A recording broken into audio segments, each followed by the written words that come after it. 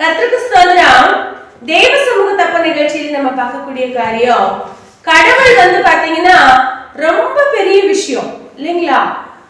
அவர் கண்களுக்கு தெரியாதவர், ரொம்ப நல்லவர். ஆனா அவரை என்ன செய்ய முடியாதுங்க, அவ்வளவு சீக்கிரம் பாத்திர முடியாது. மிகப்பெரிய தெய்வம், வானத்தையும் பூமியும் சர்வலோகத்தையும் உண்டாக்கின, சர்வத்தையும் சிருஷ்டித்த தெய்வம். ஆனா தெய்வம் நம்மளையும் அவரையும் எப்படி பாக்குறாருன்னு பாத்தீங்கன்னா, மத்தேயு 12ஆம் அதிகாரம் 50வது வசனத்துல சொல்லப்பட்டிருக்கு, பரலோகத்தில் இருக்கிற என் பிதாவின் சித்தத்தின்படி செய்கிறவன் எவனோ அவன் எனக்கு சகோதரனும் சகோதரியும் தாயுமா இருக்கிறார்கள் சொல்றாரு. எவ்வளவு சிம்பிளா சொல்றாரு பாத்தீங்களா? பரலோகத்தில் இருக்கிற பிதாவின் சித்தத்தை செஞ்சாலே போதும், நம்ம யாரா மாறிடுறோம்? அவருக்கு சகோதரனும் சகோதரியும் தாயுமா மாறுகிறோமா. அந்த உறவு பாத்தீங்கன்னா மனுஷர்களுக்குள்ளதான் பிரசித்தம். ஆனா தேவன் சொல்றாரு, நீங்க எனக்கு சகோதரனும் தாயுமா சகோதரியுமா மாற முடியும். ஆனா நீங்க என்ன செய்யணும்?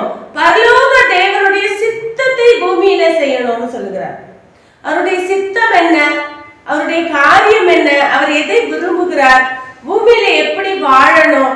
அதை அறிந்து கொண்டு நாம் அதை பின்பற்றி நடப்போமானா நிச்சயமா அவருக்கு என்ன ஆயிடலாங்க, உறவுகளா ஆயிடலாம். ஏன்னா அவர் ஒரு நாள் வாக்கு மாறாதவர்.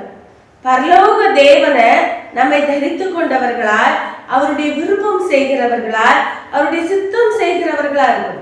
இயேசு கிறிஸ்து பாத்தீங்கன்னா பிதாவானவர் என்ன சொன்னாரோ அவைகளை எல்லாம் செய்து முடித்தார்.